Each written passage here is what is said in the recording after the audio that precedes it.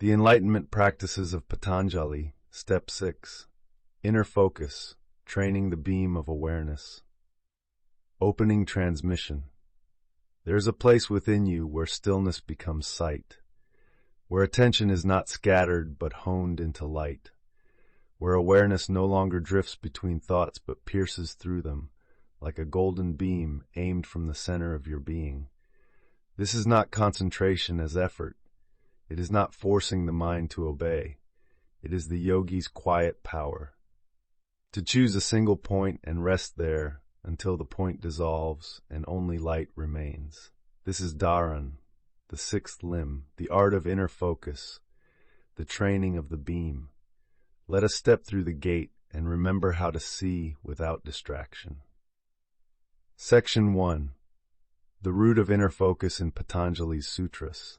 In the Yoga Sutras, Patanjali writes, Deshabandha Chittasya Dharana. Dharana is the binding of the mind to one place. This line, though simple, holds a key. Dharana is not yet samadhi. It is the gathering of the lens, the careful placement of attention on a chosen field, whether the breath, a mantra, a sacred image, or the still point between the brows. In this stage, awareness is like a lamp in still air, not yet merged, but not wandering, held, intentionally, lovingly, without tension.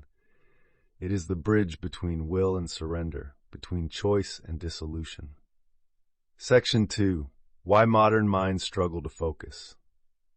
In a world that fragments your attention by the second, training the beam may feel impossible. We scroll, swipe, react. Even in silence, our inner world flickers. This is because the mind has become diffuse, like a flashlight with drained batteries, glowing in every direction but shining nowhere. Dharan reverses this decay. It rebuilds the current of attention, not by suppression, but by returning again and again to a chosen point. Each time you bring your awareness back, you are not failing, you are sharpening, you are reuniting mind and will. Just as the archer draws the bow again and again, the yogi draws the mind back to center, until one day there is no archer, only the flight of awareness itself.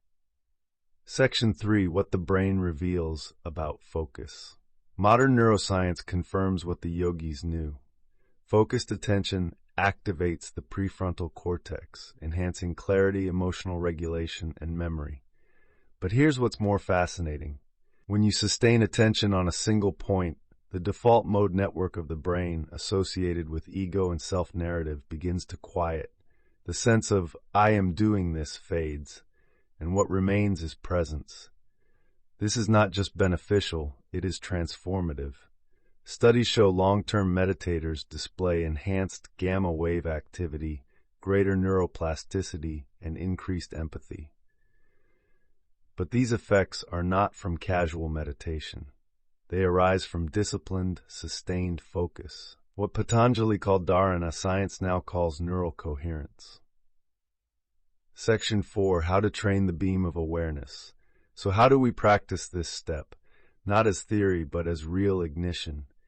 Here are 5 core methods to awaken dharana. 1. Single point meditation. Choose an anchor, the breath, a flame, the third eye. Keep attention there. When it wanders, gently return. Repeat without judgment. 2. Mantra focus. Use a simple sound, Om, or a personal mantra. Let the vibration gather your attention. Let meaning fade. Only sound remains. Tritaka, candle gazing. Fix your gaze on a candle flame without blinking. Then close your eyes and hold the after image. This trains visual focus and inner retention. 4. Breath counting.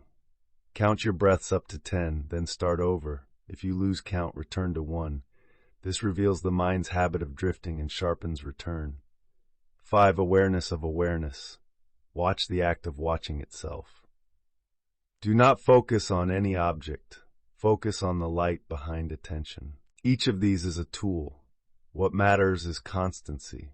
Dharana is not achieved through strain. It is refined through ritual return. Section 5. The subtle body and the beam. In the subtle body, attention is power. Where your awareness flows, prana follows, and where prana gathers, transformation begins. When you train your inner focus, you activate the ajna center, the point of clear seeing. You harmonize the Ida and Pingala channels. You still the fluctuations in the Manomaya sheath, thought field. The ancient texts describe this process not as effort, but as illumination. The focused mind becomes a lens for the soul to shine through. And the soul does not need to force its light. It is the light. Section 6. The dangers of diffused awareness. Why does Patanjali emphasize this step? Because without inner focus, all prior practices, ethics, posture, breath, and withdrawal become unstable. A mind that wanders cannot merge. A gaze that flickers cannot penetrate truth. The scattered yogi, no matter how sincere, is like a sun hidden by clouds, powerful but unfocused. Inner focus is the clearing of that sky.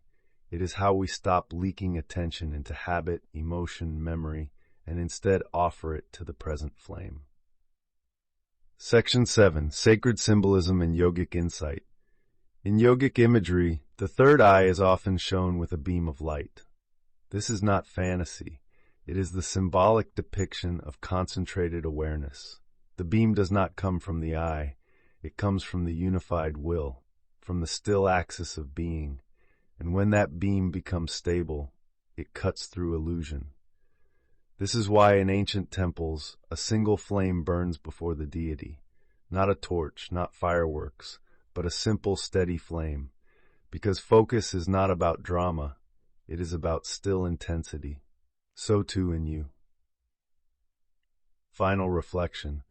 There is a beam within you, a silent arrow of attention that can pierce the veil of mind, the fabric of time, the illusion of separation. To train this beam is not to struggle. It is to return, again and again, to the one-pointed flame within.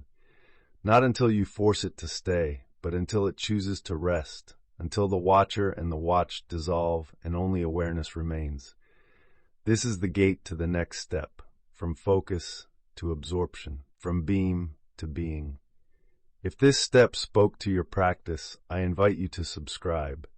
The path deepens from here, and in the next episode we'll move into the threshold of transcendence itself. The Enlightenment practices of Patanjali, Step 7, true meditation, resting in the field of awareness. Until then, stay with the flame.